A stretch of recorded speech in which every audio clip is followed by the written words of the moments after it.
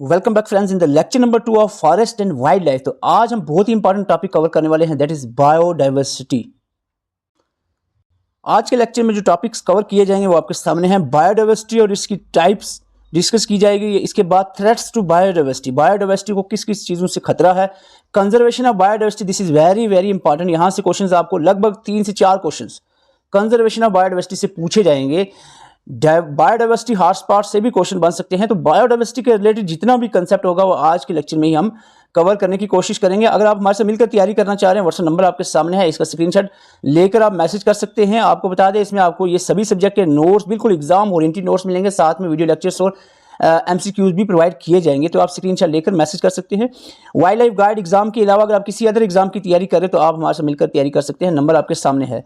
जेके police sub inspector, NT पटवारी, junior MTS की भी सुनने को आ रहा है कि 10,000 प्लस पोस्ट आने वाली हैं, या अपकमिंग किसी भी एग्जाम की आप तैयारी करना चाह रहे हैं तो नंबर आपके सामने है, स्क्रीनशॉट लेकर मैसेज कर सकते हैं। तो चलते हैं आज की क्लास की तरफ।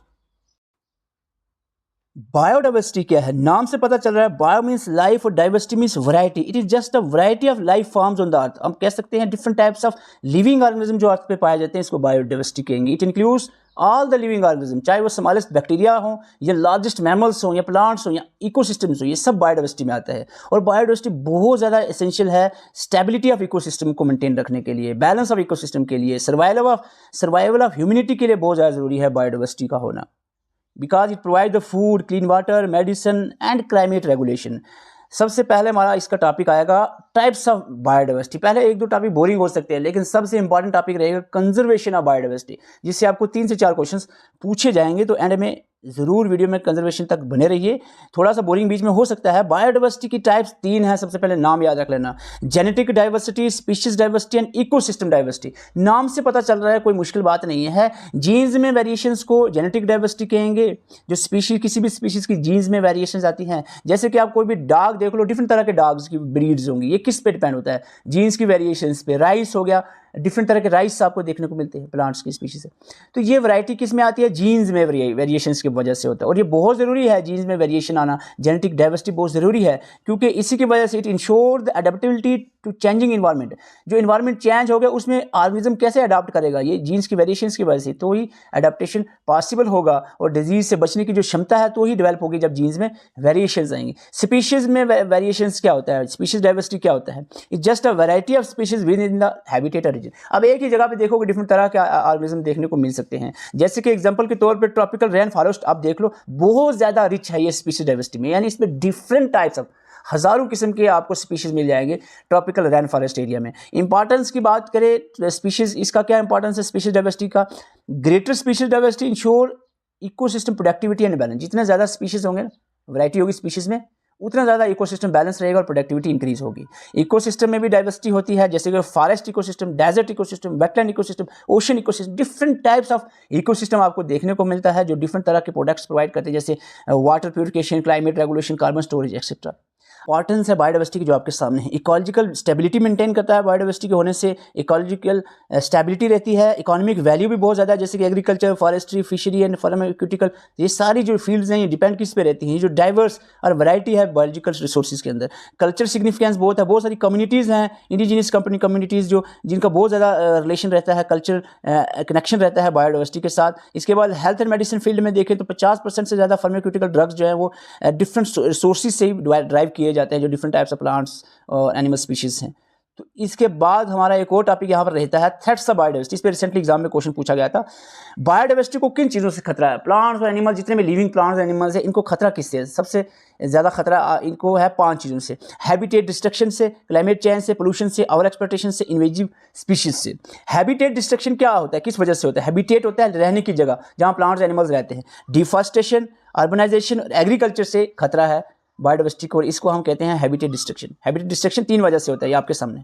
क्लाइमेट चेंज, यानी जो ग्लोबल वार्मिंग वगैरह हो रहा है, ग्रीन हाउस इफेक्ट का ज़्यादा होना, ग्लोबल वार्मिंग होना, उसकी वजह से क्लाइमेट चेंज हो रहा है। इसकी क्लाइमेट चेंज में कभी बहुत ज़्यादा बारिशें हो जाती हैं, कभी बहुत ज़्यादा गर्मी हो जाती है, कभी ड्राट्स पड़ जाते हैं, बारिशें होती नहीं है। तो ये अल्टर करता है हैबिटेट को, इफेक्ट करता है हैबिटेट को, इफेक्ट करता है स्पीशीज़ के सर्वाइवल को।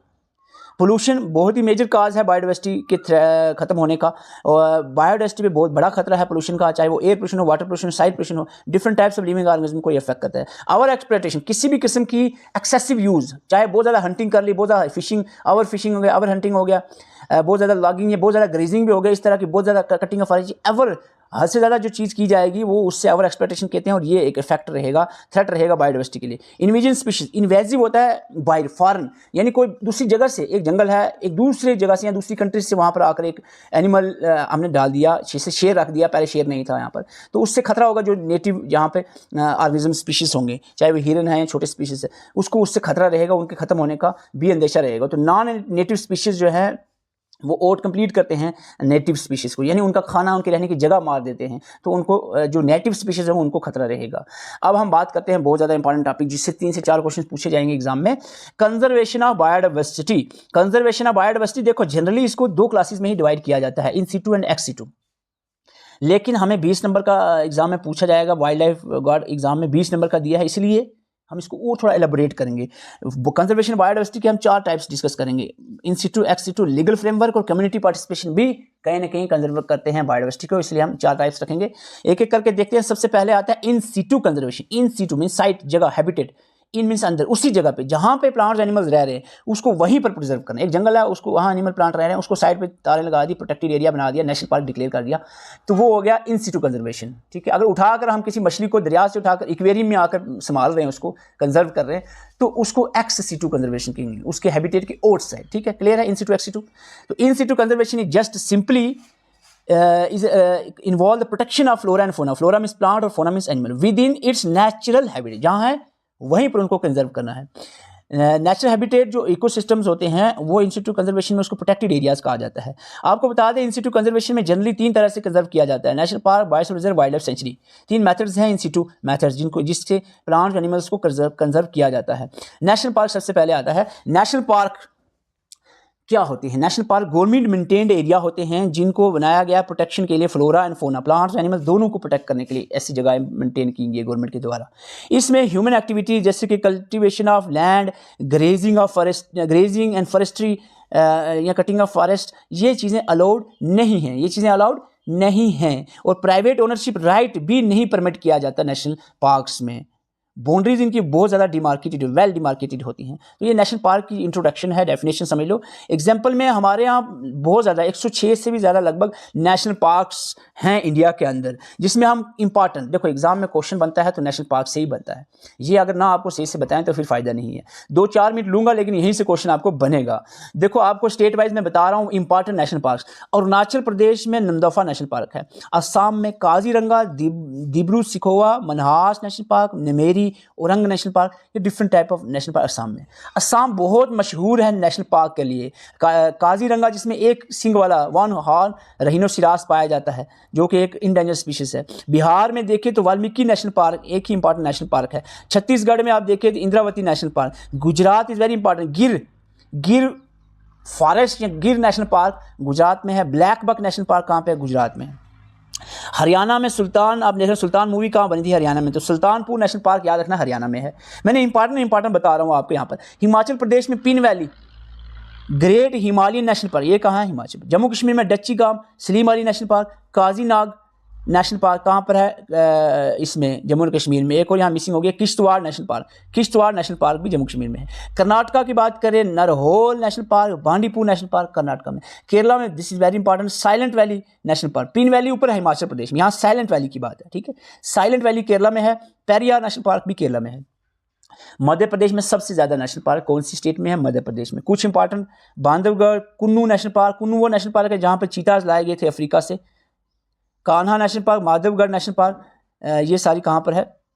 मध्य प्रदेश में। Manipur Keibul Lamjao National Park only floating national park है, दुनिया की अकेली ऐसी नेशनल पार्क है जो फ्लॉट कर रही है, तो ये मणिपुर में है। ठीक है, इसके बाद मेघालय में नोकरक नेशनल पार्क, उड़ीसा में सिमीपल नेशनल पार्क आ गया, और राजस्थान में Keoladeo National Park, Sariska National Park, Ranthambore, this is very important. Sariska भी एग्जाम में पूछा गया था पिछले साल। सरिस्का, कलियाडो, रणथंभौर कहाँ पर है? राजस्थान में। तो ये आपने याद रखना है, पीडीएफ ग्रुप में डाल दूंगा, याद करना है अच्छे से इसको। दूसरा पार्ट, इन सिटू में हमने 3 कहा था, national park, sanctuaries, biosphere reserve. तो सेंचुरीज क्या है?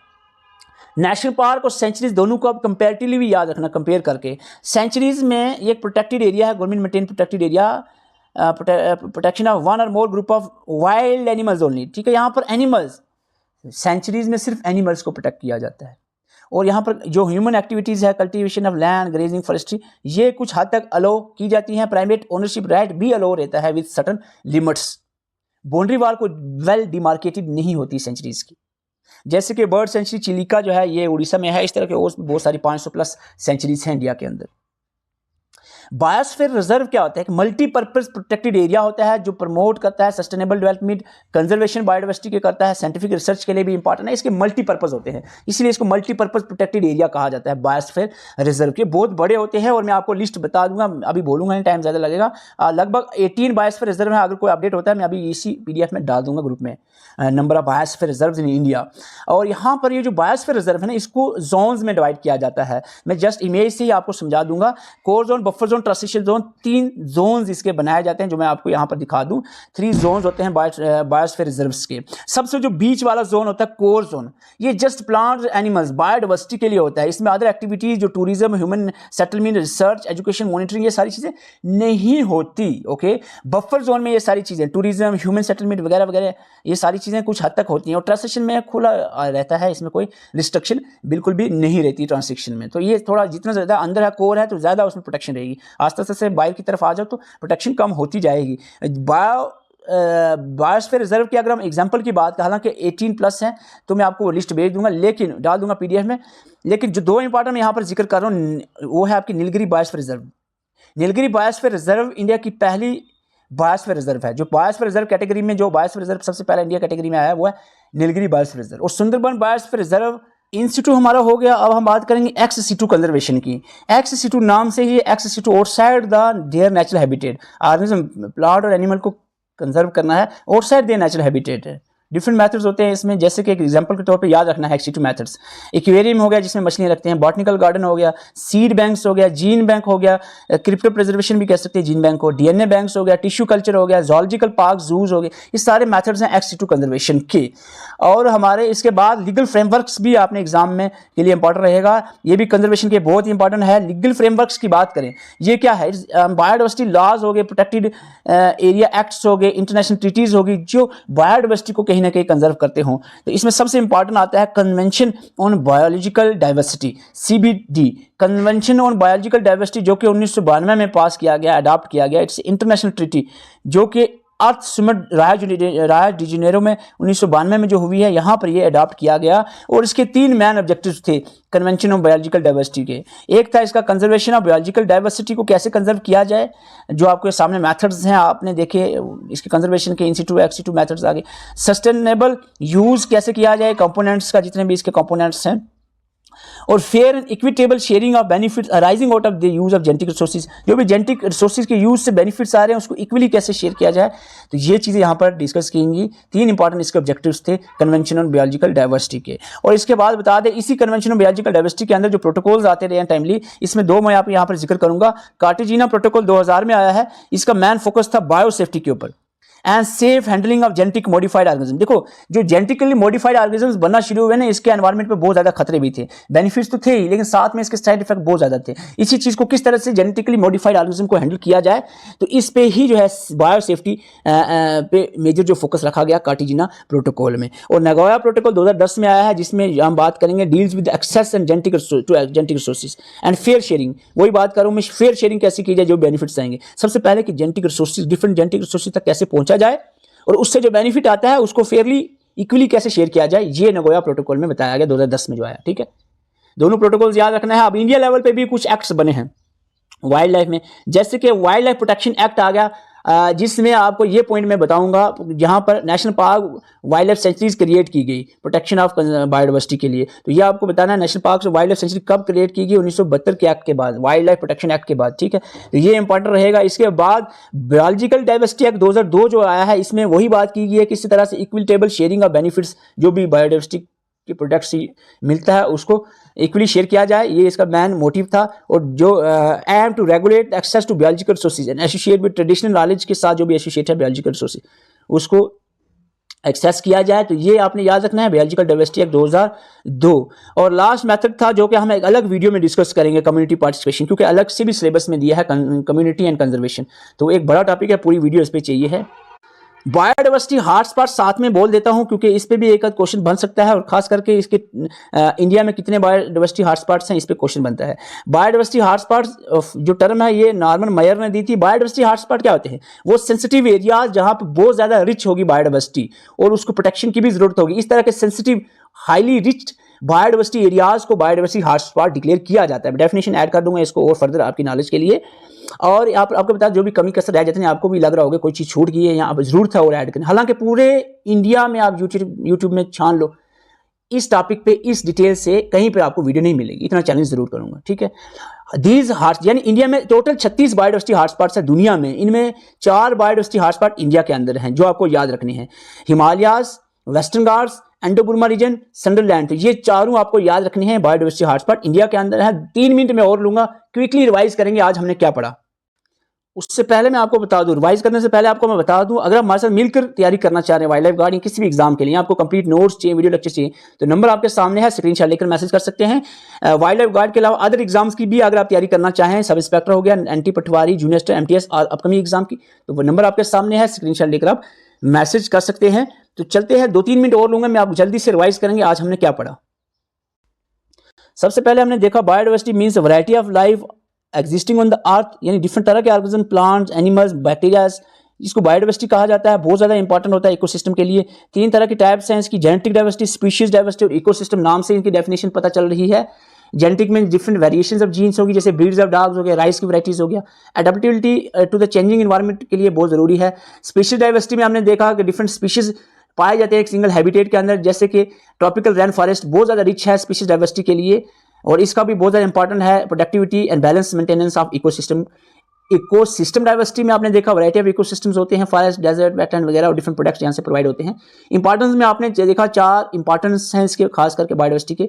इकोलॉजिकल स्टेबिलिटी रखना, इकोनॉमिक वैल्यू प्रोवाइड करना, कल्चर सिग्निफिकेंस बहुत ज़्यादा है इसके, हेल्थ एंड मेडिसिन बेनिफिट भी हैं बायोडाइवर्सिटी के। थ्रेट खतरा किन से है बायोडाइवर्सिटी को? हैबिटेट डिस्ट्रक्शन से है, जैसे कि डिफॉरेस्टेशन, अर्बनाइजेशन, एग्रीकल्चर से होता है। क्लाइमेट चेंज, ग्लोबल वार्मिंग से जो हो रहा है वो इफेक्ट करेगा सर्वाइवल ऑफ द स्पीशीज को। पोल्यूशन, ओवर एक्सप्लॉयटेशन और इन्वेजन स्पीशीज से खतरा रहेगा बायोडाइवर्सिटी को।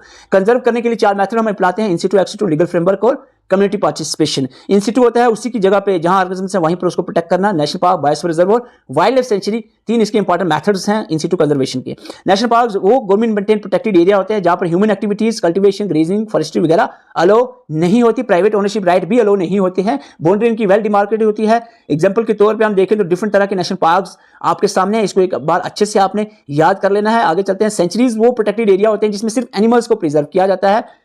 कल्टीवेशन, ग्रेजिंग, फॉरेस्ट्री वगैरह यहाँ पर कुछ हद तक अलो होती है, प्राइवेट ओनरशिप राइट भी परमिट किया जाता है with certain limits. Boundary well demarcated नहीं होती है। बहुत सारी नेशनल सेंचुरीज हैं जैसे कि बर्ड सेंचुरी, चिलिका, इसके अलावा 500 प्लस सेंचुरीज हैं इंडिया के अंदर। बायोस्फीयर रिजर्व मल्टीपर्पल प्रोटेक्टेड एरिया होते हैं जिसमें जोन्स में डिवाइड किया जाता है इन रिजर्व्स को। Core zone, buffer zone, transition zone में जैसे नीलगिरी सबसे पहला बायोस्फीयर रिजर्व है इंडिया का, सुंदरबन मैंग्रोव फॉरेस्ट के लिए इंपॉर्टेंट रहता है। जोन्स आप देख सकते हैं बायोस्फीयर रिजर्व के। कोर जोन प्रोटेक्टेड होता है, सबसे बीच वाला प्रोटेक्टेड, जो कि सिर्फ बायोडाइवर्सिटी के लिए रहता है, एनिमल्स और प्लांट्स के लिए। एक्स सिटू कंजर्वेशन क्या होता है? Outside the natural habitat organism को प्रिजर्व करना, जैसे एक्वेरियम में, बॉटनिकल गार्डन में, सीड बैंक में, जीन बैंक में रखना है, जीन्स को कैरियर प्रिजर्वेशन करना, DNA bank, tissue culture, zoological park, juice में एनिमल्स को रखना। ये सारे एक्स सिटू मेथड हैं कंजर्वेशन ऑफ एनिमल्स और प्लांट्स के। लीगल फ्रेमवर्क की बात करें तो इसमें हम बात करें कन्वेंशन ऑफ बायोलॉजिकल डाइवर्सिटी सबसे इंपॉर्टेंट रहेगा बायोडाइवर्सिटी के लिए। जो लीगल फ्रेमवर्क है 1992 में राज्य अर्थ समिट जो हुई थी रायो डी जेनेरो में, यहाँ पर ये अडॉप्ट किया गया था, जिसके मेन मोटिव है कंजर्व करना बायोडाइवर्सिटी को, सस्टेनेबल यूज करना इसके कंपोनेंट्स को, फेयर और इक्विटेबल शेयरिंग होनी चाहिए इसके, जिससे जो बेनिफिट्स आएगा।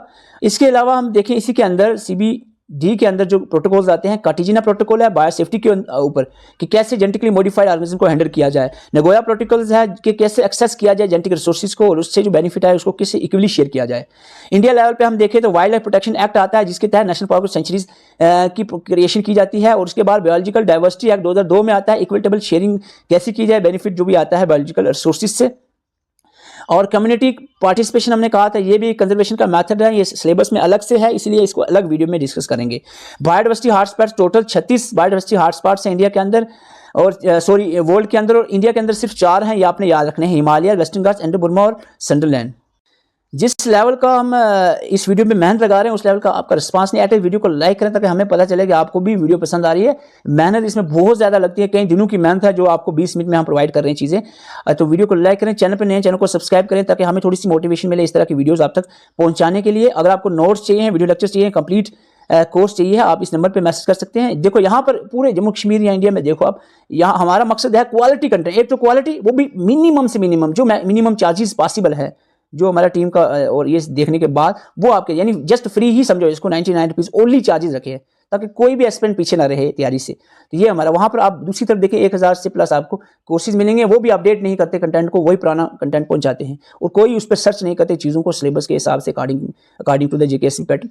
तो हम पूरी कोशिश करते हैं JKSP के लेटेस्ट पैटर्न के हिसाब से आपकी तैयारी करवाई जाए और चीज़ों को अपडेट करते हैं हम टाइमली बेस पे। अगर आप किसी भी एग्जाम की तैयारी करें इनमें से भी, तो आप हमारा कॉन्टैक्ट नंबर ये है, स्क्रीनशॉट लेकर व्हाट्सएप मैसेज कर सकते हैं।